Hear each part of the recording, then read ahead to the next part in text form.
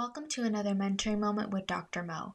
I'm Dr. Mo, and in this mentoring moment, we will elevate and enhance your tapping practice by taking a deep dive into what not to do when using the 9 Gamut. This is my second of 3 videos in a mini-series that I'm doing on the 9 Gamut. So please check out my first video that was on the 9 Gamut theories of why it's so effective. And please check out my next video, which will be on some tips on how to make your 9 Gamut even more effective. So let's just focus on this video though, which is what not to do when using the 9 Gamut. So I do want to start off by saying that the 9 Gamut is very understudied in clinical research, in formal research, because it has a lot of different elements in this particular protocol that could potentially confound results when used in conjunction with EFT. So researchers have decided to just focus on the tapping portion of EFT and leave the 9 Gamut out of it. That way they know where the results are coming from, that the results were from only the tapping and not from the counting, not from the humming, not from the eye movements of the 9 Gamut. But this lack of formal research on the 9 Gamut does not mean that the 9 Gamut is any less effective. There is a lot of experiential observations, evidence, and data to support the 9 Gamut's efficacy when being used in sessions.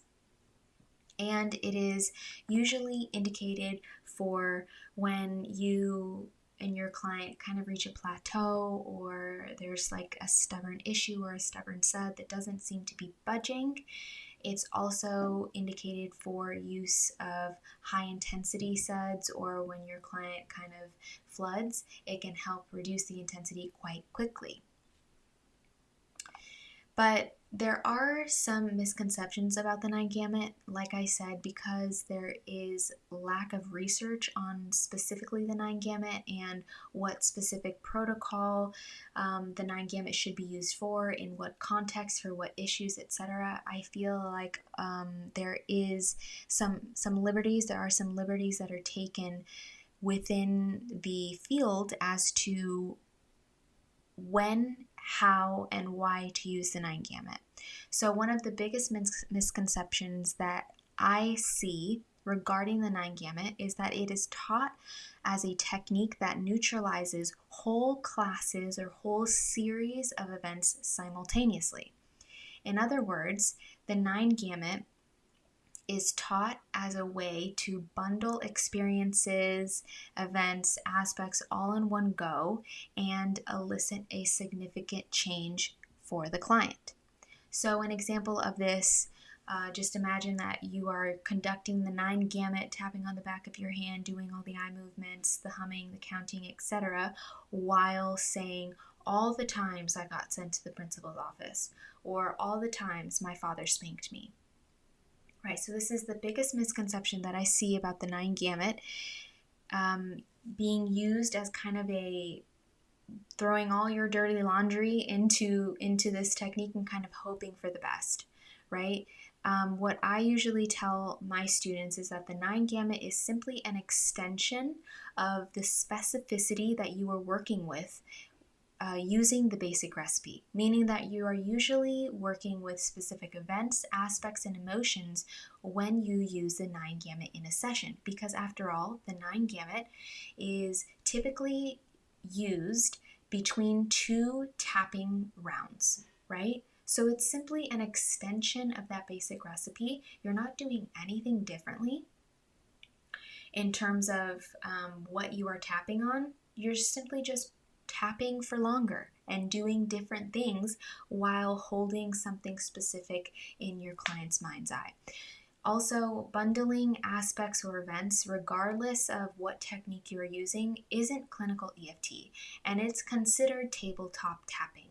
Of course, tabletop tapping, general tapping, does have its place in EFT sessions. However, clinical EFT, and I might mention EMDR, picks one event and sticks to it. I mention EMDR because a lot of the the research regarding EMDR is used to defend the efficacy of 9-gamut, and because EMDR picks one event and processes that event using lateralized eye movements and other tips and tricks, the 9-gamut, because it's quite similar, I guess, in some of its presentations to EMDR, we should also stick with one event as well, right? So I really do hope that was helpful in kind of helping you understand that the 9-gamut is simply an extension of the basic recipe. It should be used with the same specificity that the basic recipe is used, and it's not meant to kind of bundle and tap on all of the experiences or all of these traumatic times, because that could actually lead to your client flooding because they are inundated with all those experiences at once, which is kind of not the purpose of the 9-gamut. The 9-gamut is to help reduce intensity, not create it, or to create a breakthrough rather than create a breakdown, so I do hope that this video was helpful. Please stay tuned to my next video, in which I give you some pretty great tips on how to make your 9-gamut even better. Okay, so thank you for tuning into this mentoring moment with Dr. Mo. I'm Dr. Mo, and we will talk and tap soon.